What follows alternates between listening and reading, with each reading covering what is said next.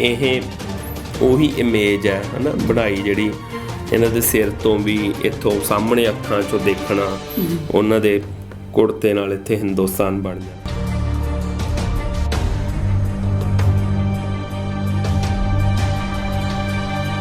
ਗਈਆਂ ਪਿਛਲੇ ਸਾਰੇ ਰਿਕਾਰਡ ਸੀਆਂ। ਪਹਿਲਾਂ ਵੀ ਮੈਂ ਤੁਹਾਨੂੰ ਦੱਸਿਆ ਵੀ ਧੱਕਾ ਹੋਇਆ, ਪਰ ਹੁਣ ਤਾਂ ਸ਼ਰੇਆਮ ਹੋ ਰਿਹਾ ਤੇ ਬਹੁਤ ਖਤਰਨਾਕ ਹੈ। ਤਾਂ ਸਾਡਾ ਸਾਰਿਆਂ ਦਾ ਹੱਕ 'ਚ ਖੜਨਾ ਬਣਦਾ। ਹੁਣ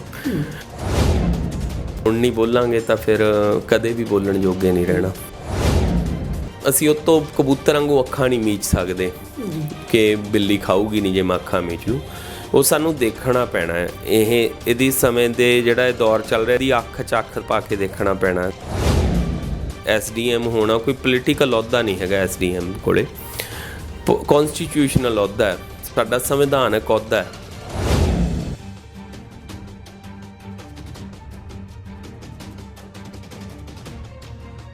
ਸੁਪਰੀਮ ਕੋਰਟ ਵੀ ਇਹ ਗੱਲ ਕਹਿੰਦਾ ਹੈ ਕਿ ਕੋਈ ਵੀ ਇਨਸਾਨ ਉਹ ਆਪਦੇ ਹੱਕਾਂ ਦੇ ਲਈ ਸ਼ਾਂਤੀਪੂਰਵਕ ਪ੍ਰੋਟੈਸਟ ਕਰ ਸਕਦਾ, ਪਰ ਜਦੋਂ ਲੋਕਾਂ ਨੂੰ ਮਾਰਿਆ ਜਾਂਦਾ ਉਦੋਂ ਸੰਵਿਧਾਨ ਕਿਉਂ ਨਹੀਂ ਲਾਗੂ ਹੁੰਦਾ? ਉਦੋਂ ਸੰਵਿਧਾਨ ਦੀਆਂ ਫਿਰ ਕਿਉਂ ਧੱਜੀਆਂ ਉਡਾਈਆਂ ਜਾਂਦੀਆਂ ਨੇ? ਤਾਂ ਉਹਨਾਂ ਇੰਸਟਰਕਸ਼ਨਾਂ 'ਚ SDM ਜਦੋਂ ਬੋਲਦਾ ਕਿ ਕੋਈ ਵੀ ਸਿਰ ਲਾਠੀ ਚਲਾਓਗੇ ਨਾ, ਸਾਰਿਆਂ ਨੂੰ ਪੁੱਛਦਾ, ਉਹ ਕਹਿੰਦੇ ਹਾਂ, ਕਹਿੰਦਾ ਸਿਰ ਪਾੜੋਗੇ ਨਾ, ਹਾਂ। ਇਹ ਅੰਗਰੇਜ਼ਾਂ ਵਾਲੀ ਕਰ ਰਹੇ ਆ ਕਿ ਆਪਸ 'ਚ ਲੜਵਾ ਕੇ ਮਤਲਬ ਰਾਜ ਕਰਨ ਵਾਲੀ ਹੁੰਦੀ ਹੈ ਨਾ।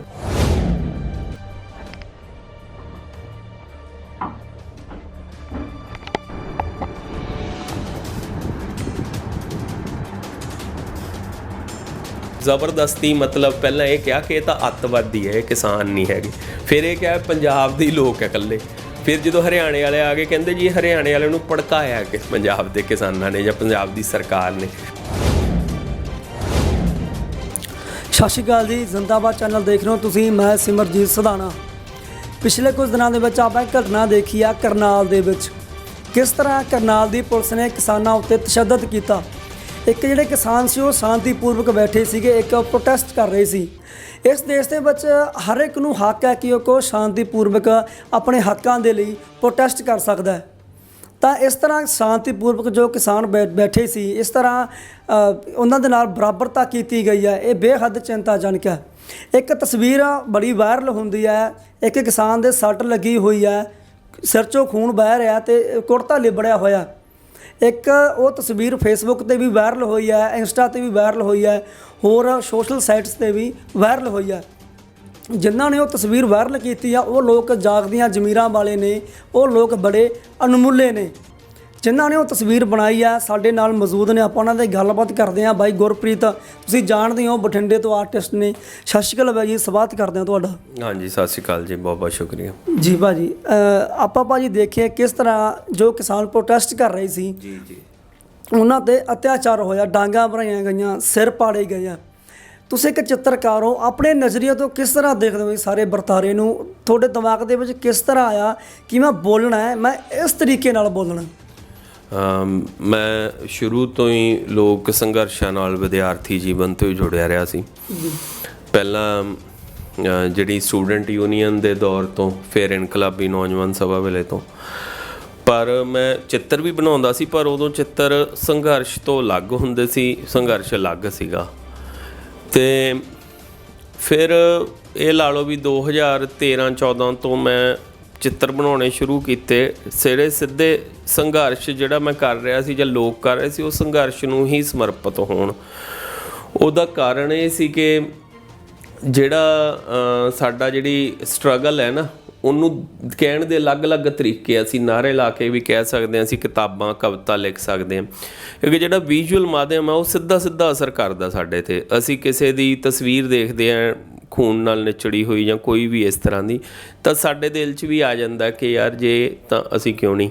ਜਿਵੇਂ ਅਸੀਂ ਗੀਤ ਸੁਣਦੇ ਹਾਂ ਕਨਵਰ ਗਰੇਵਾਲ ਦਾ ਕੋਈ ਜਾਂ ਕਿਸੇ ਵੀ ਹੋਰ ਮਿੱਤਰ ਦਾ ਗਾਇਆ ਹੋਇਆ, ਤਾਂ ਸਾਡਾ ਵੀ ਜੀਅ ਕਰਦਾ ਵੀ ਅਸੀਂ ਵੀ ਬਾਰਡਰ 'ਤੇ ਪਹੁੰਚੇ। ਵਿਜ਼ੂਅਲ ਮੀਡੀਅਮ ਹੈ ਨਾ, ਤਾਂ ਸਾਨੂੰ ਬੜਾ ਅਪੀਲ ਕਰਦਾ ਸਾਹਮਣੇ ਦੇਖ ਕੇ। ਉਹਦਾ ਇਕੱਲੇ ਗੀਤ ਨਾਲੋਂ ਵੀਡੀਓ ਜ਼ਿਆਦਾ ਹਿੱਟ ਹੁੰਦਾ। ਕਿਉਂ ਹਿੱਟ ਹੁੰਦਾ? ਸਾਡੇ ਮਾਈਂਡ 'ਤੇ ਲੱਗਦਾ। ਤਾਂ ਜਿਹੜੀ ਇਹ ਜੋ ਇਹ ਚੱਲ ਰਿਹਾ ਵਰਤਾਰਾ ਸਾਰਾ, ਇਹ ਦਿੱਲੀ ਵਾਲਾ ਸੀਨ ਜਿਹੜਾ ਚੱਲ ਰਿਹਾ, ਅਤੇ ਇਸ ਤੋਂ ਪਹਿਲਾਂ ਵੀ ਕਿਸਾਨਾਂ ਨਾਲ ਜੋ ਹੋ ਰਿਹਾ, ਉਹ ਬੇਹੱਦ ਧੱਕਾ।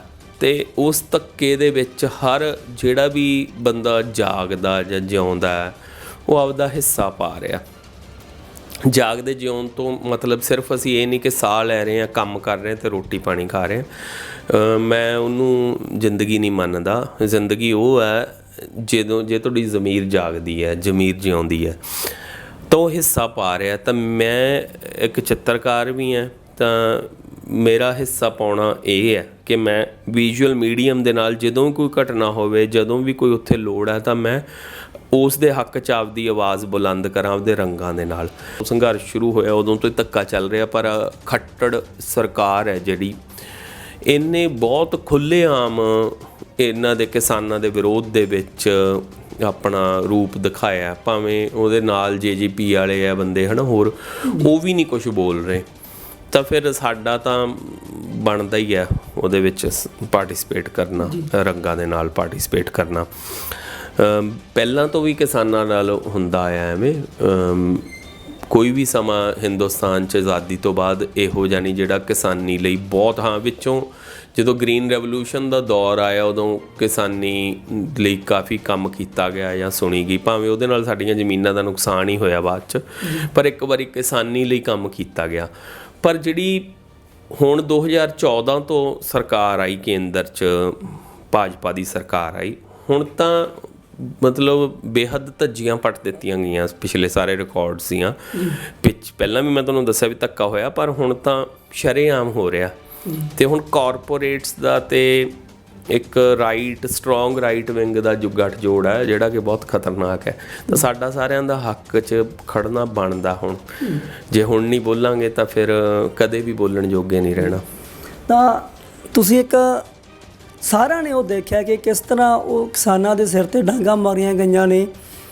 ਤੁਸੀਂ ਇੱਕ ਵੱਖਰੇ ਤਰੀਕੇ ਤੋਂ ਦੇਖਿਆ, ਕਿਸ ਪੱਖ ਤੋਂ ਦੇਖਿਆ? ਤੁਸੀਂ ਲੋਕਾਂ ਤੋਂ ਵੱਖ ਦੇਖਿਆ, ਕਿਹੜੀ ਚੀਜ਼ ਤੁਹਾਨੂੰ ਦੇਖੀ ਵੀ ਤੁਸੀਂ ਉਸ ਨੂੰ, ਉਹ ਜਜ਼ਬਾਤਾਂ ਨੂੰ ਇੱਕ ਚਿੱਤਰ ਦੇ ਵਿੱਚ ਉਕਰਿਆ? ਹਾਂਜੀ, ਉਹ ਜਿਹੜਾ ਵੀ ਸੈਂਸਿਟਿਵ ਬੰਦਾ ਉਹਨੂੰ ਉਹ ਡਾਂਗ ਪੈਂਦੀ ਜਾਂ ਮਤਲਬ ਇਸ ਤਰ੍ਹਾਂ ਹੁੰਦਾ, ਉਹ ਬਹੁਤ ਔਖਾ ਲੱਗਦਾ, ਦੇਖਣਾ ਵੀ ਔਖਾ ਲੱਗਦਾ। ਪਰ ਅਸੀਂ ਉਹ ਤੋਂ ਕਬੂਤਰ ਵਾਂਗੂ ਅੱਖਾਂ ਨਹੀਂ ਮੀਚ ਸਕਦੇ ਕਿ ਬਿੱਲੀ ਖਾਊਗੀ ਨਹੀਂ ਜੇ ਮੈਂ ਅੱਖਾਂ ਮੀਚ ਲੂੰ। ਉਹ ਸਾਨੂੰ ਦੇਖਣਾ ਪੈਣਾ। ਇਹਦੀ ਸਮੇਂ ਦੇ ਜਿਹੜਾ ਇਹ ਦੌਰ ਚੱਲ ਰਿਹਾ, ਇਹਦੀ ਅੱਖ 'ਚ ਅੱਖ ਪਾ ਕੇ ਦੇਖਣਾ ਪੈਣਾ। ਅਤੇ ਉਹ ਦੇਖਿਆ ਤਾਂ ਐਸੀ ਮਤਲਬ ਘਟੀਆ ਅਤੇ ਵਾਹੀਆਤ ਗੱਲ ਕਿ ਉਹ ਪੋਲੀਟੀਕਲ ਅਹੁਦਾ ਨਹੀਂ ਹੈ ਕੋਈ। SDM ਹੋਣਾ ਕੋਈ ਪੋਲੀਟੀਕਲ ਅਹੁਦਾ ਨਹੀਂ ਹੈਗਾ। SDM ਕੋਲ ਕੌਨਸਟੀਟਿਊਸ਼ਨਲ ਅਹੁਦਾ ਹੈ, ਸਾਡਾ ਸੰਵਿਧਾਨਕ ਅਹੁਦਾ ਹੈ। IAS ਸਿਲੈਕਟ ਹੋਇਆ ਬੰਦਾ, 7ਵੇਂ ਨੰਬਰ 'ਤੇ ਰੈਂਕ ਆਇਆ ਉਹਦਾ ਪੂਰੇ ਹਿੰਦੁਸਤਾਨ 'ਚ।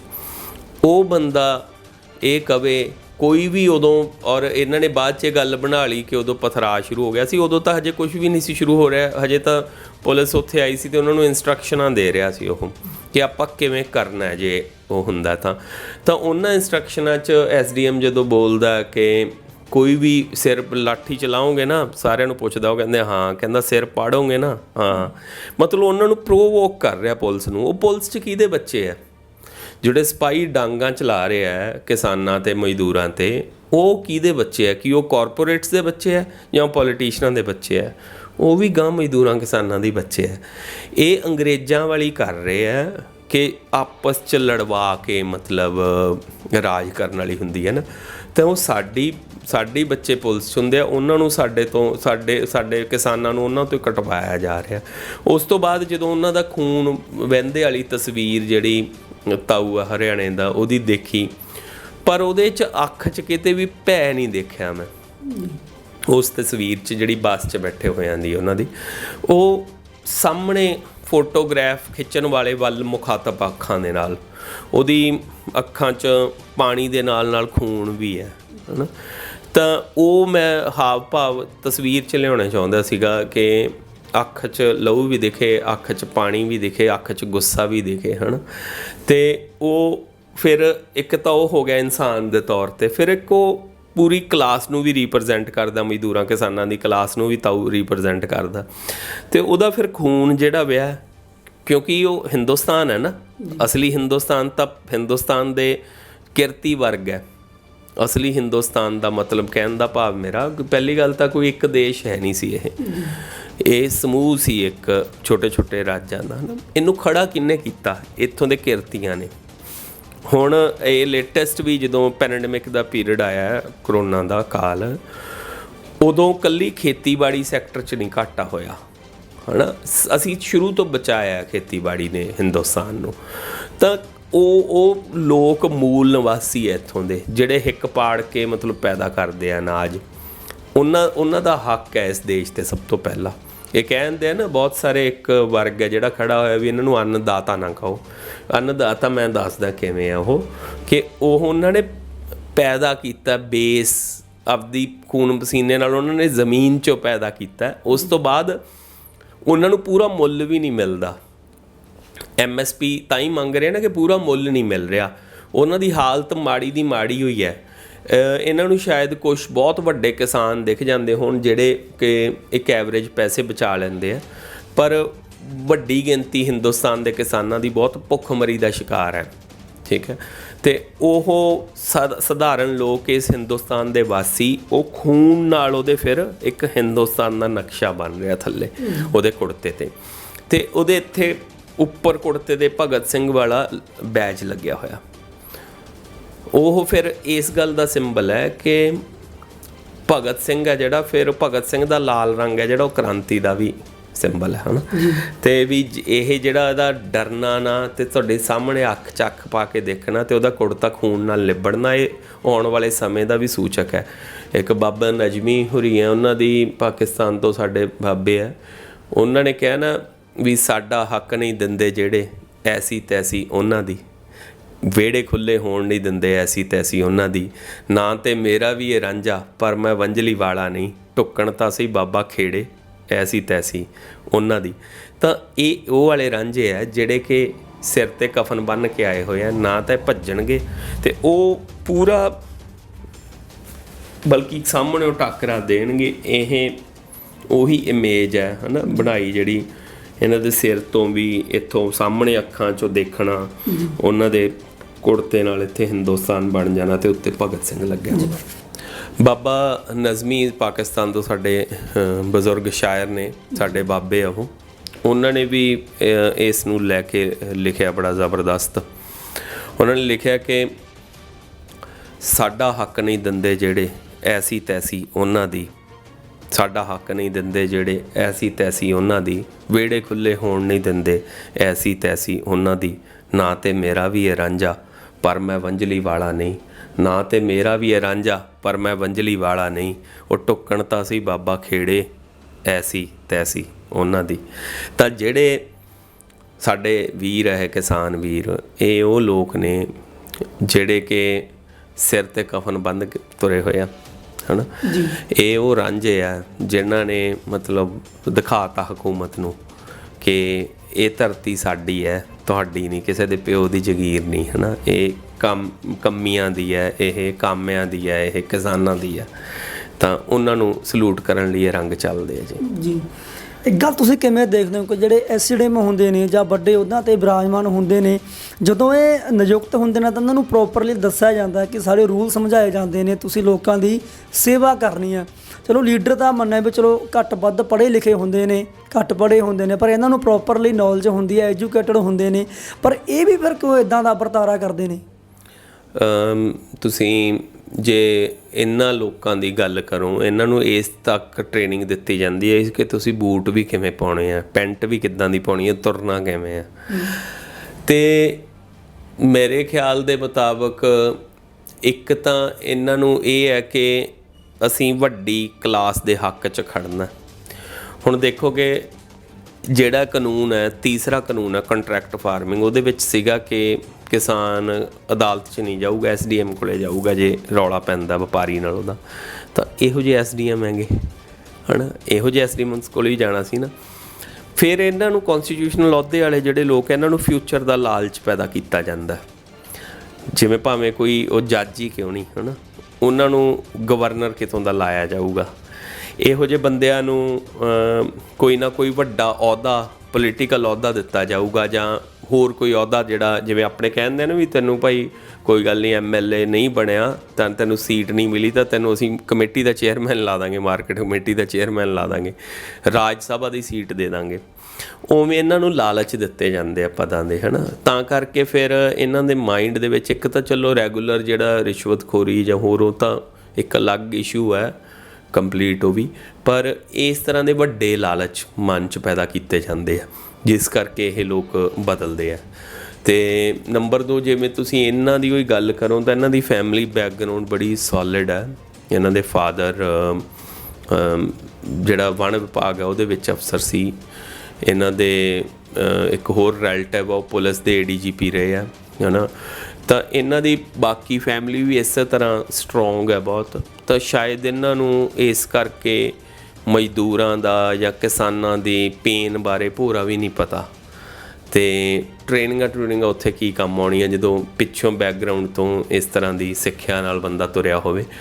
ਅਤੇ ਇਸ ਕਰਕੇ ਮੇਰੇ ਖਿਆਲ ਮੁਤਾਬਕ ਇਹ 2 ਗੱਲਾਂ, ਪੋਲੀਟੀਕਲ ਲਾਲਚ ਅਤੇ ਇੱਕ ਬੈਕਗਰਾਊਂਡ, 2 ਗੱਲਾਂ। ਤਾਂ ਆਵਾਮ ਆ ਜਿਹੜੀ ਉਹ ਇਹਨਾਂ ਨੂੰ ਜੋ ਘਟਨਾ ਵਾਪਰੀ ਆ ਕਰਨਾਲ ਦੇ ਵਿੱਚ ਜਾਂ ਦਿੱਲੀ ਦੇ ਵਿੱਚ ਵੀ ਘਟਨਾਵਾਂ ਹੋਈਆਂ ਨੇ, ਜਾਂ ਆਵਾਮ ਨੇ, ਲੋਕ ਨੇ, ਉਹ ਇਹਨਾਂ ਨੂੰ ਤਾਲੀਬਾਨੀ ਦੇ ਨਾਲ ਜੋੜ ਰਹੀ ਆ ਵੀ ਜਿਹੜਾ ਤਾਲੀਬਾਨ ਇੱਦਾਂ ਦਾ ਕਰਦੇ ਨੇ, ਲੋਕਾਂ ਨੂੰ ਕੁੱਟਦੇ ਨੇ, ਮਾਰਦੇ ਨੇ, ਜਾਂ ਆਜ਼ਾਦੀ ਤੋਂ ਪਹਿਲਾਂ ਇੱਦਾਂ ਦਾ ਵਰਤਾਰਾ ਲੋਕਾਂ ਦੇ ਨਾਲ ਹੁੰਦਾ ਸੀ। ਆਜ਼ਾਦੀ ਦਿਹਾੜਾ ਲੰਘ ਕੇ ਗਿਆ, ਮਨਾਇਆ ਵੀ ਆ, ਲੀਡਰਾਂ ਨੇ ਮਨਾਇਆ। ਤੁਸੀਂ ਕਿਵੇਂ ਦੇਖਦੇ ਹੋ ਕਿ ਆਜ਼ਾਦੀ ਲੋਕਾਂ ਦੇ ਲਈ ਸਿਰਫ ਕਾਗਜ਼ੀ ਤੌਰ 'ਤੇ ਰਹਿ ਗਈ, ਜਾਂ ਦੂਰ ਦੂਰ ਤੱਕ ਲੋਕਾਂ ਦੇ ਲਈ ਆਜ਼ਾਦੀ ਦਿਖਾਈ ਨਹੀਂ ਦਿੰਦੀ? ਹਾਲਾਂਕਿ ਅਮੀਰ ਘਰਾਣਿਆਂ ਦੇ ਲਈ ਆਜ਼ਾਦੀ ਹੈ, ਕਿ ਲੋਕਾਂ ਦੇ ਲਈ ਆਜ਼ਾਦੀ ਕਦੋਂ ਆਊਗੀ? ਅਸੀਂ ਇੱਕ ਇਹੋ ਜਿਹੇ ਮੁਲਕ 'ਚ ਜੀ ਰਹੇ ਹਾਂ ਜਿੱਥੇ 2 ਦੇਸ਼ ਹੈਗੇ ਅਲੱਗ-ਅਲੱਗ, ਹਿੰਦੁਸਤਾਨ ਅਤੇ ਇੰਡੀਆ, ਹੈ ਨਾ। ਅਤੇ ਮੈਂ ਨਹੀਂ ਕਿ ਅੰਗਰੇਜ਼ੀ ਅਤੇ ਪੰਜਾਬੀ ਦਾ ਜਾਂ ਅੰਗਰੇਜ਼ੀ ਅਤੇ ਉਰਦੂ ਦਾ ਕੋਈ 2 ਸ਼ਬਦ ਬੋਲਿਆ, ਵਰਗ ਹੈ 2 ਅਲੱਗ-ਅਲੱਗ। ਬਾਬਾ ਸਾਹਿਬ ਭੀਮ ਰਾਓ ਅੰਬੇਦਕਰ ਹੋਣਾ ਨੇ ਜਦੋਂ ਸੰਵਿਧਾਨ ਬਣਾਇਆ ਸੀ, ਉਹਨਾਂ ਨੇ ਵੈਸੇ ਉਦੋਂ ਵੀ ਖਦਸ਼ਾ ਜ਼ਾਹਰ ਕਰਤਾ ਸੀ ਇਹ ਕਿ ਇਹਨੂੰ ਵਰਤਣ ਵਾਲਿਆਂ ਦੇ ਉੱਤੇ ਹੋਊਗਾ, ਕਿ ਇਹਨੂੰ ਵਰਤਣ ਵਾਲੇ ਕਿਹੋ ਜਿਹੇ ਆ। ਤਾਂ ਸਾਨੂੰ ਪਹਿਲੀ ਗੱਲ ਇਹ ਹੈ ਕਿ ਇਹ ਨਹੀਂ ਕਿ ਹੁਣ ਤੋਂ, ਇਹ ਸ਼ੁਰੂ ਤੋਂ ਹੀ ਜਦੋਂ ਦਾ ਮੁਲਕ ਆਜ਼ਾਦ ਹੋਇਆ ਤੁਸੀਂ ਉਦੋਂ ਦਾ ਸੰਘਰਸ਼ਾਂ ਦਾ ਇਤਿਹਾਸ ਪੜ੍ਹ ਲਓ, ਸੰਪੂਰਨ ਆਜ਼ਾਦੀ ਅੱਜ ਤੱਕ ਨਹੀਂ ਮਹਿਸੂਸ ਹੋਈ ਸਾਡੇ ਲੋਕਾਂ ਨੂੰ। ਇਹ ਉਦੋਂ ਕੰਪੇਅਰ ਕਰਨਗੇ ਐਕਸਟ੍ਰੀਮ ਕਿਸੇ ਮੁਲਕ ਨਾਲ ਕਿ ਜੀ ਜੇ ਕਿਸੇ ਨੂੰ ਇਹ ਆਜ਼ਾਦ ਮੁਲਕ ਨਹੀਂ ਲੱਗਦਾ ਤਾਂ ਉਹ ਇੱਥੇ ਚਲੇ ਜਾਓ, ਅਫਗਾਨਿਸਤਾਨ ਚਲੇ ਜਾਓ, ਤੁਹਾਨੂੰ ਪਤਾ ਲੱਗ ਜੂਗਾ। ਜੇ ਕੋਈ ਸਾਡੇ ਨਾਲੋਂ ਮਾੜਾ ਮੁਲਕ ਹੈਗਾ ਆਜ਼ਾਦੀ ਨੂੰ ਲੈ ਕੇ, ਤਾਂ ਪਹਿਲੀ ਗੱਲ ਤੁਸੀਂ ਉਹਦੇ ਨਾਲ ਕੰਪੇਅਰ ਕਿਉਂ ਕਰਦੇ ਹੋ? ਸਾਡੇ ਤੋਂ ਵਧੀਆ ਨਾਲ ਕਰੋ, ਸਾਨੂੰ ਇਹ ਕਹੋ ਕਿ ਦਿਖਾਓ ਕਿ ਸਾਡਾ ਕੈਨੇਡਾ ਦੇ ਮੁਕਾਬਲੇ, ਸਾਡਾ ਅਮਰੀਕਾ ਦੇ ਮੁਕਾਬਲੇ। ਮੈਂ ਤੁਹਾਨੂੰ ਸਿਰਫ 3-4 ਫੈਕਟ ਦੱਸਦਾ ਜਿਹੜੇ ਨਾਲ ਪਤਾ ਲੱਗਦਾ ਕਿਹੜਾ ਮੁਲਕ ਕਿੰਨਾ ਵਧੀਆ। ਕਹਿਣ ਨੂੰ ਲੱਖ ਕਹੀ ਜਾਣੇ ਅਸੀਂ ਵਿਸ਼ਵ ਗੁਰੂ ਹਾਂ। ਇੱਕ ਤਾਂ HDI human development index, happiness index. ਇਹ ਇੰਡੈਕਸ ਹੈ, ਤੂੰ ਕੋਈ ਵੀ ਜਿਹੜੇ ਦਰਸ਼ਕ ਹੈ ਉਹ ਜਾ ਕੇ ਇੰਟਰਨੈਟ 'ਤੇ ਸਰਚ ਕਰ ਸਕਦੇ ਆ, ਲਿਸਟਾਂ ਬਣੀਆਂ ਹੋਈਆਂ ਕਿਹੜਾ ਮੁਲਕ ਕਿੱਥੇ ਜੇ ਸਟੈਂਡ ਕਰਦਾ।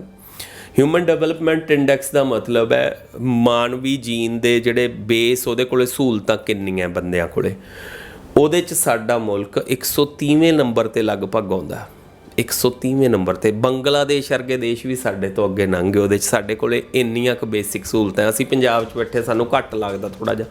ਜਦੋਂ ਜਾਂਦੇ ਅਸੀਂ, ਮੈਂ ਛੱਤੀਸਗੜ੍ਹ ਵੀ ਗਿਆ, ਪੂਰੇ ਹਿੰਦੁਸਤਾਨ 'ਚ ਘੁੰਮਿਆਗਾ, ਤਾਂ ਉੱਥੇ ਜਾ ਕੇ ਪਤਾ ਲੱਗਦਾ ਵੀ ਲੋਕ ਕਿੰਨੀ ਅਧਨੰਗੀ ਹਾਲਤ ਦੇ ਵਿੱਚ ਅੱਜ ਵੀ ਰਹਿ ਰਹੇ। ਆਜ਼ਾਦੀ ਨੂੰ 75 ਸਾਲ ਹੋ ਗਏ, ਹੈ ਨਾ।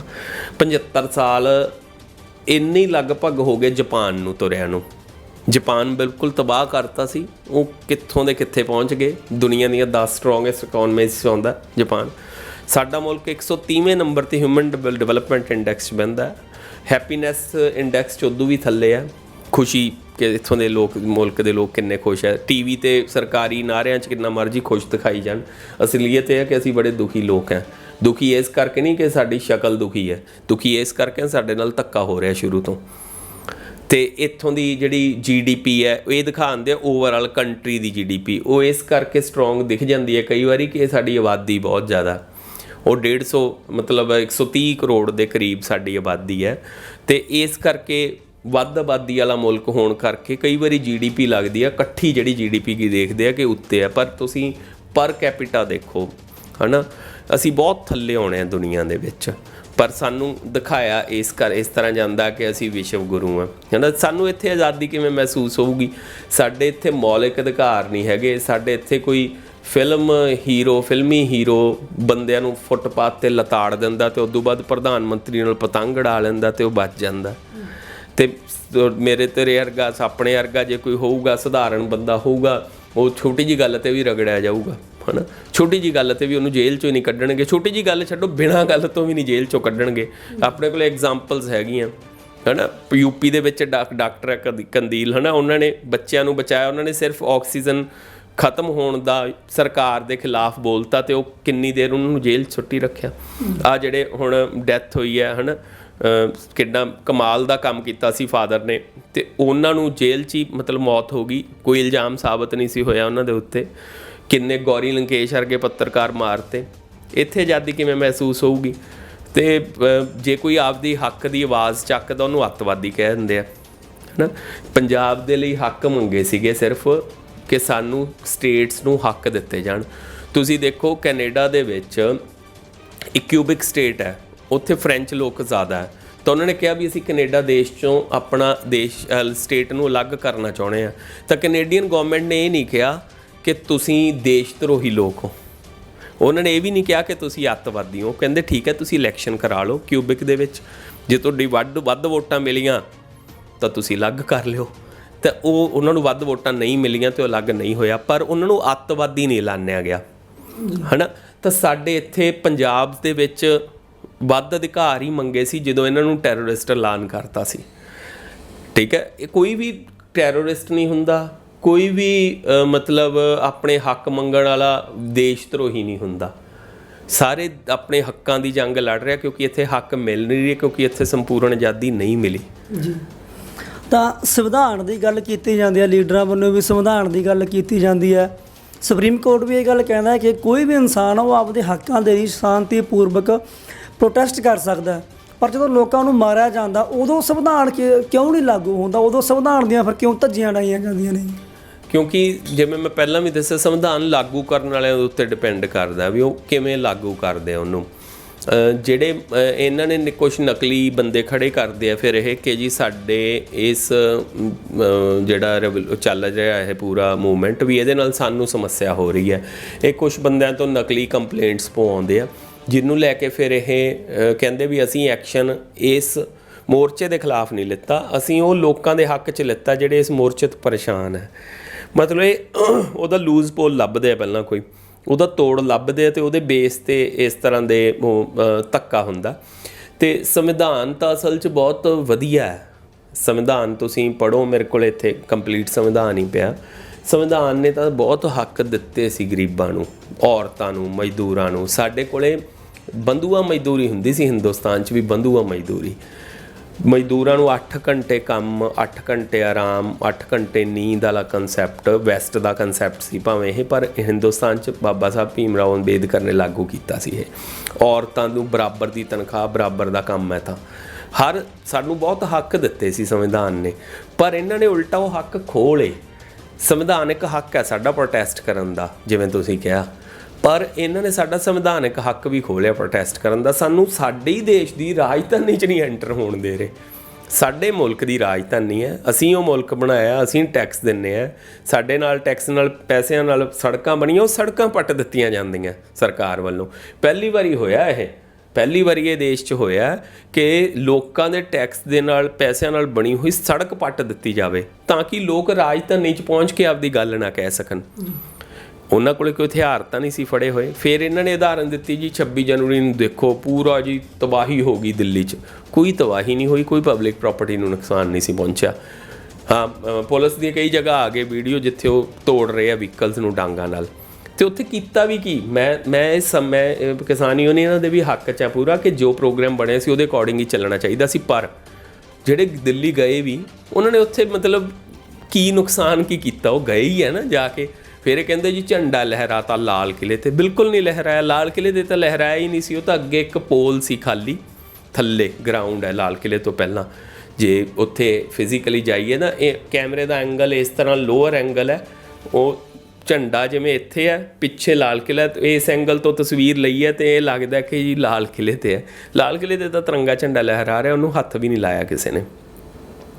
ਉਹ ਖਾਲੀ ਪੋਲ ਤੇ ਇੱਕ ਝੰਡਾ ਲਹਿਰਾਇਆ, ਉਹੀ ਝੰਡਾ ਸਾਡੀਆਂ ਆਰਮੀ ਦੀਆਂ ਯੂਨਿਟਸ ਲਹਿਰਾਉਂਦੀਆਂ, ਉਹੀ ਝੰਡਾ ਜਗ੍ਹਾ ਜਗ੍ਹਾ, ਉਹੀ ਜਕਾਰਾ ਜਿਹੜਾ, ਉਹ ਜਕਾਰਾ ਜਦੋਂ ਇਹ ਕਿਤੇ ਅਟੈਕ ਦੁਸ਼ਮਣ ਦੇਸ਼ ਤੇ ਕਰਦੇ ਉਦੋਂ ਵੀ ਇਹ ਜਕਾਰਾ ਬੁਲਾਉਂਦੇ ਆ, ਹੈ ਨਾ। ਮਤਲਬ ਹਰ ਸਾਡਾ ਸੰਵਿਧਾਨਕ ਹੱਕ ਖੋਇਆ, ਹਰ ਹੱਕ, ਸਾਡੀ ਆਵਾਜ਼ ਬੁਲੰਦ ਕਰਨ ਦਾ ਹਰ ਹੱਕ ਖੋਇਆ। ਸਾਨੂੰ ਜ਼ਬਰਦਸਤੀ ਮਤਲਬ ਪਹਿਲਾਂ ਇਹ ਕਿਹਾ ਕਿ ਇਹ ਤਾਂ ਅੱਤਵਾਦੀ ਹੈ, ਇਹ ਕਿਸਾਨ ਨਹੀਂ ਹੈਗੇ, ਫਿਰ ਇਹ ਕਿਹਾ ਪੰਜਾਬ ਦੇ ਲੋਕ ਹੈ ਇਕੱਲੇ। ਫਿਰ ਜਦੋਂ ਹਰਿਆਣੇ ਵਾਲੇ ਆ ਗਏ ਕਹਿੰਦੇ ਜੀ ਹਰਿਆਣੇ ਵਾਲਿਆਂ ਨੂੰ ਭੜਕਾਇਆ ਕਿ ਪੰਜਾਬ ਦੇ ਕਿਸਾਨਾਂ ਨੇ ਜਾਂ ਪੰਜਾਬ ਦੀ ਸਰਕਾਰ ਨੇ। ਜਦੋਂ ਰਾਜਸਥਾਨ ਦੇ ਕੁਛ ਆ ਗਏ ਕਹਿੰਦੇ ਇਹ ਤਾਂ ਥੋੜ੍ਹੇ ਜਿਹੇ ਆ ਰਾਜਸਥਾਨ ਦੇ। ਜਦੋਂ ਯੂਪੀ ਵਾਲੇ ਆ ਗਏ ਫਿਰ ਕਹਿੰਦੇ ਇਕੱਲਾ ਵੈਸਟਰਨ ਯੂਪੀ ਹੈ। ਮਤਲਬ ਇਹ ਕੋਈ ਇਹਨਾਂ ਦਾ ਸਟੈਂਡ ਹੀ ਹੈ ਨਹੀਂ ਸਰਕਾਰ ਦਾ, ਸਰਕਾਰ ਦਾ ਬਿਲਕੁਲ ਕੋਈ ਸਟੈਂਡ ਨਹੀਂ। ਔਰ ਸਰਕਾਰ ਬੁਖਲਾਈ ਹੋਈ ਹੈ। ਮੈਂ ਇੱਕ ਹੋਰ ਗੱਲ ਦੱਸਦਾ ਇੱਥੇ, ਇਹਦੇ ਪਿੱਛੇ ਇੱਕ ਵੱਡਾ ਹੱਥ ਲੋਕਲ ਜਿਹੜੀ ਬੀਜੇਪੀ ਦੀ ਪੋਲਿਟਿਕਸ ਪੰਜਾਬ ਵਾਲੀ ਸੀ ਉਹਦਾ ਫੇਲੀਅਰ ਹੈ। ਉਹਨਾਂ ਨੇ ਸਰਕਾਰ ਨੂੰ ਸਹੀ ਸੂਚਨਾ ਨਹੀਂ ਦਿੱਤੀ, ਕੇਂਦਰ ਸਰਕਾਰ ਤੱਕ ਸਹੀ ਸੂਚਨਾ ਨਹੀਂ ਪਹੁੰਚਾਈ ਕਿ ਆਹ ਬੇਸ ਇੰਨਾ ਖਤਰਨਾਕ ਹੋਇਆ ਵੈ, ਸਟਰੋਂਗ ਹੋਇਆ ਵੈ, ਵਾਪਸ ਲੈ ਲਓ। ਹੁਣ ਅੜੀ ਵਾਲਾ ਕੰਮ ਹੋਇਆ ਵੈ ਉਹਨਾਂ ਲਈ, ਹੁਣ ਬਸ ਸਿਰਫ ਅੜੀ 'ਚ ਹੀ ਬੈਠੇ ਆ, ਅਦਰਵਾਈਜ਼ ਉਹ ਅੰਦਰੋਂ ਟੁੱਟੀ ਹੋਈ ਹੈ ਸਰਕਾਰ ਜੀ। ਤਾਂ ਹੁਣ ਜੋ ਅਸਲ ਲੋਕ ਨੇ ਤਾਂ ਉੱਥੇ ਬੈਠੇ ਹੋਏ ਨੇ, ਸ਼ਾਂਤੀਪੂਰਵਕ ਪ੍ਰੋਟੈਸਟ ਕਰ ਰਹੇ ਨੇ। ਗੱਲ ਇਹ ਹੈ ਕਿ ਅਸਲ ਵਿੱਚ ਲੋਕਾਂ ਦੀ ਹੱਕਾਂ ਦੀ ਗੱਲ ਕਦੋਂ ਹੋਊਗੀ? 75 ਸਾਲ ਭਾਰਤ, ਜਾਂ ਆਪਾਂ ਪਹਿਲਾਂ ਹੀ ਗੱਲ ਕੀਤੀ ਹੈ ਕਿ 75 ਸਾਲ ਭਾਰਤ ਆਜ਼ਾਦ ਹੋਏ ਨੂੰ ਹੋ ਗਏ, ਪਰ ਲੋਕਤੰਤਰ ਦਾ ਇੱਕ ਢੰਡੋਰਾ ਪਿੱਟਿਆ ਜਾਂਦਾ ਹੈ। ਪਰ ਉਦੋਂ ਲੋਕਤੰਤਰ ਦੀ ਗੱਲ ਕਿਉਂ ਨਹੀਂ ਹੁੰਦੀ ਜੇ ਲੋਕਾਂ ਨੂੰ ਮਾਰਿਆ ਜਾਂਦਾ? ਤਾਂ ਅੰਤ ਦੇ ਇੱਕ ਇਹੀ ਸਵਾਲ ਹੈ ਕਿ ਲੋਕਾਂ ਨੂੰ ਅਸਲ ਦੇ ਵਿੱਚ ਆਜ਼ਾਦੀ ਦਾ ਨਿੱਘ ਕਦੋਂ ਮਾਣਿਆ ਜਾਊਗਾ? ਲੋਕ ਆਜ਼ਾਦੀ ਦਾ ਨਿੱਘ ਕਦੋਂ ਮੰਨਣਗੇ? ਲੋਕ ਜਦੋਂ ਜਿਹੜੀ ਛੋਟੇ ਛੋਟੇ ਲਾਲਚਾਂ ਵਾਲੀ ਪੋਲਿਟਿਕਸ ਹੈ ਇਹਦੇ 'ਚੋਂ ਬਾਹਰ ਆਉਣਗੇ ਕਿ ਮੈਂ ਆਪਦੇ ਆਹ ਕੰਮ ਕਰਾ ਲੂੰ। ਇੱਕ ਛੋਟੀ ਜਿਹੀ ਗੱਲ ਹੈ ਵੀ ਕਿ ਥਾਣੇ ਦੇ ਵਿੱਚ ਪੁਲਿਸ ਦੇ ਕੋਲੋਂ ਮੈਂ ਆਪਣਾ ਕੰਮ ਕਰਵਾ ਲੂੰਗਾ ਕੋਈ ਵੀ, ਹੈ ਨਾ। ਇਸ ਲਾਲਚ ਨੂੰ ਹੀ ਕੋਈ ਆਪਦੇ ਗਾਂਹ ਛੋਟੇ ਮੋਟੇ ਲਾਲਚ ਹੈ, ਕੋਈ ਬਰਾਦਰੀ 'ਚ ਜਾਤ ਪਿੱਛੇ, ਧਰਮ ਪਿੱਛੇ, ਹੈ ਨਾ, ਛੋਟੀਆਂ ਛੋਟੀਆਂ ਪੋਲਿਟਿਕਸ ਹੈਗੀਆਂ, ਇਹ ਵੋਟ ਪੋਲਿਟਿਕਸ ਹੈ ਜਿਹੜੀ। ਜਦੋਂ ਇਹਦੇ 'ਚੋਂ ਬਾਹਰ ਆਉਣਗੇ ਨਾ ਲੋਕ, ਫਿਰ ਜਾ ਕੇ ਆਪਦੇ ਬਾਰੇ ਸੋਚਣਗੇ, ਹੈ ਨਾ। ਹਜੇ ਤਾਂ ਇਹ ਬਿਲਕੁਲ ਸੈਲਫਿਸ਼ ਸੋਚ ਰੱਖਦਾ ਬੰਦਾ, ਵੋਟਾਂ ਪਾਉਣ ਵੇਲੇ ਸਭ ਅੰਦੋਲਨ ਭੁੱਲ ਜਾਂਦਾ ਅਤੇ ਫਿਰ ਉਹਨਾਂ ਲੋਕਾਂ ਨੂੰ ਚੁਣਦੇ ਆ ਜਿਨ੍ਹਾਂ ਨੇ ਆ ਕੇ ਸਾਡੀ ਧੌਣ 'ਤੇ ਫਿਰ ਹੱਥ ਪਾਉਣਾ ਹੁੰਦਾ। ਜਦੋਂ ਵੋਟ ਪੋਲਿਟਿਕਸ ਨੂੰ ਅਸੀਂ ਸਮਝ ਜਾਵਾਂਗੇ, ਇਸ ਪੂਰੇ ਵਰਲਡ ਦੀ ਹਿਸਟਰੀ ਨੂੰ, ਪੋਲਿਟਿਕਸ ਨੂੰ ਸਮਝਾਂਗੇ, ਹਿੰਦੁਸਤਾਨ ਦੇ ਵਿੱਚ ਕਾਰਪੋਰੇਟ ਘਰਾਣਿਆਂ ਦੀ ਲੁੱਟ ਨੂੰ ਸਮਝਾਂਗੇ ਅਤੇ ਕਿਵੇਂ ਉਹ ਕਿਹੜੀ ਪੋਲੀਟੀਕਲ ਪਾਰਟੀ ਨਾਲ ਮਿਲ ਕੇ ਕਰ ਰਹੇ ਇਹਨੂੰ ਸਮਝਾਂਗੇ। ਅਤੇ ਛੋਟੇ ਛੋਟੇ ਭਾਵੇਂ ਪਿੰਡ ਦਾ ਸਰਪੰਚ ਕਹੀ ਜਾਵੇ ਵੀ ਮੇਰਾ ਆਪਣਾ ਬੰਦਾ ਇਹਨੂੰ ਪਾਉਣੀ ਹੈ, ਅਤੇ ਭਾਵੇਂ ਤੁਹਾਡਾ ਓੜਮਾ ਕੋੜਮਾ ਕੋਈ ਕਹੀ ਜਾਵੇ, ਉਹ ਮੈਨੂੰ ਨਹੀਂ ਕੋਈ ਕਹਿੰਦਾ ਡਰਦਾ। ਉਹਨਾਂ ਨੂੰ ਪਤਾ ਕਿ ਮੈਂ ਅੱਗਿਓਂ ਪੈ ਜਾਊਂਗਾ, ਹੈ ਨਾ। ਮੈਨੂੰ ਕੋਈ ਇਲੈਕਸ਼ਨਾਂ ਵੇਲੇ ਕਹਿਣ ਨਹੀਂ ਆਉਂਦਾ ਵੀ ਸਾਡੇ ਬੰਦੇ ਨੂੰ। ਮੇਰੇ ਤਾਂ ਦਰਵਾਜ਼ੇ 'ਤੇ ਪੋਲੀਟੀਕਲ ਪਾਰਟੀ ਵਾਲੇ ਨਹੀਂ ਮਹੱਲੇ ਦੇ ਆਉਂਦੇ ਹੁੰਦੇ, ਉਹ ਵੀ ਛੱਡ ਜਾਂਦੇ ਆ ਮੇਰੇ ਵਾਲਾ ਦਰਵਾਜ਼ਾ ਵੀ ਇਹਨੂੰ ਕਲੇਸ਼ੀ, ਇਹਦੇ ਨਾਲ ਨਹੀਂ ਪੰਗਾ ਲੈਣਾ। ਜਦੋਂ ਹਰ ਬੰਦਾ ਕਲੇਸ਼ੀ ਇਸ ਤਰ੍ਹਾਂ ਦਾ ਹੋ ਗਿਆ ਨਾ, ਜਦੋਂ ਉਹ ਉਹਨਾਂ ਨੂੰ ਉਂਗਲ ਕਰਕੇ ਕੁਐਸਚਨ ਚੱਕਣ ਲੱਗ ਗਿਆ ਵੀ ਤੁਸੀਂ ਹੁਣ ਤੱਕ ਕੀ ਕੀਤਾ, ਇਹ ਹਾਲਾਤ ਵੀ ਚੇਂਜ ਹੋ ਜਾਣਗੇ, ਇਹ ਸਿਸਟਮ ਵੀ ਚੇਂਜ ਹੋ ਜਾਊਗਾ। ਇਸੇ ਸੰਵਿਧਾਨ ਨਾਲ ਤੁਸੀਂ ਦੇਖਿਓ ਅਸੀਂ ਆਪਣੇ ਹੱਕ ਵੀ ਲੈ ਸਕਦੇ ਹਾਂ। ਫਿਰ ਬਸ ਲੋੜ ਹੈ ਸਾਡਾ ਖੁਦ ਨੂੰ ਜਾਗਰੂਕ ਕਰਨ ਦੀ, ਸਰਕਾਰਾਂ ਆਪੇ ਹੀ ਅਸੀਂ ਬਦਲ ਲਾਂਗੇ ਜੀ। ਧੰਨਵਾਦ ਬਾਈ ਜੀ, ਤੁਸੀਂ ਆਪਦੇ ਵਿਚਾਰ, ਸਾਡੇ ਜੋ ਡੂੰਘੇ ਵਿਚਾਰ ਨੇ ਸਾਡੇ ਨਾਲ ਸਾਂਝੇ ਕੀਤੇ, ਪ੍ਰੋਟੈਸਟ ਨੂੰ ਲੈ ਕੇ ਹੋਰ ਗੱਲਾਂ ਬਾਤਾਂ ਤੁਹਾਡੇ ਨਾਲ ਕੀਤੀਆਂ। ਤੁਹਾਡਾ ਸਮਾਂ ਦੇਣ ਦੇ ਲਈ ਬਹੁਤ ਬਹੁਤ ਸ਼ੁਕਰੀਆ। ਹਾਂਜੀ, ਥੈਂਕ ਯੂ। ਤੁਹਾਡਾ ਵੀ ਬਹੁਤ ਬਹੁਤ ਜ਼ਿੰਦਾਬਾਦ ਚੈਨਲ ਦਾ ਸ਼ੁਕਰੀਆ ਜੀ। ਧੰਨਵਾਦ ਜੀ। ਇਹ ਸਨ ਬਠਿੰਡੇ ਦਾ ਵੱਡਾ ਨਾਮ ਗੁਰਪ੍ਰੀਤ ਆਰਟਿਸਟ। ਤੁਸੀਂ ਦੇਖ ਰਹੇ ਹੋ ਕਿ ਪਿੱਛੇ ਚਿੱਤਰ ਉਕਰਿਆ ਹੋਇਆ, ਪੇਂਟਿੰਗ ਪਈ ਹੈ। ਜੋ ਕਰਨਾਲ ਦੇ ਵਿੱਚ ਘਟਨਾ ਵਾਪਰੀ ਤਾਂ ਇੱਕ ਜਜ਼ਬਾਤ ਨੇ, ਆਪਣੇ ਸਾਰਿਆਂ ਦੇ ਜਜ਼ਬਾਤ ਨੇ ਉਹ ਇੱਕ ਪੇਂਟਿੰਗ ਦੇ ਵਿੱਚ ਉਤਾਰੇ ਨੇ, ਇੱਕ ਚਿੱਤਰ ਦੇ ਵਿੱਚ ਉਤਾਰੇ ਨੇ। ਲੋਕਾਂ ਦੀ ਗੱਲ ਕੀਤੀ ਆ, ਇਹ ਵੀ ਗੱਲ ਕੀਤੀ ਆ ਕਿ ਲੋਕ ਜਦੋਂ ਸਵਾਲ ਚੱਕਣਾ ਨਹੀਂ ਲੱਗਦੇ ਤਾਂ ਇੱਥੇ ਲੋਕਾਂ ਨੂੰ ਇਨਸਾਫ ਨਹੀਂ ਮਿਲਣਾ। ਤਾਂ ਫਿਰ ਅਸੀਂ ਕਿਤੇ ਸ਼ਖਸੀਅਤ ਨੂੰ ਲੈ ਕੇ ਹਾਜ਼ਰ ਹੋਵਾਂਗੇ। ਤਦ ਤੱਕ ਆਪਣੇ ਦੋਸਤ ਸਿਮਰਜੀਤ ਸਧਾਣਾ ਨੂੰ ਦਿਓ ਇਜਾਜ਼ਤ। ਕੈਮਰਾਮੈਨ ਹਰਦੀਪ ਰੁਪਾਲ ਦੇ ਨਾਲ ਜੁੜੇ ਰਹੋ ਜ਼ਿੰਦਾਬਾਦ ਚੈਨਲ ਦੇ ਨਾਲ। ਧੰਨਵਾਦ।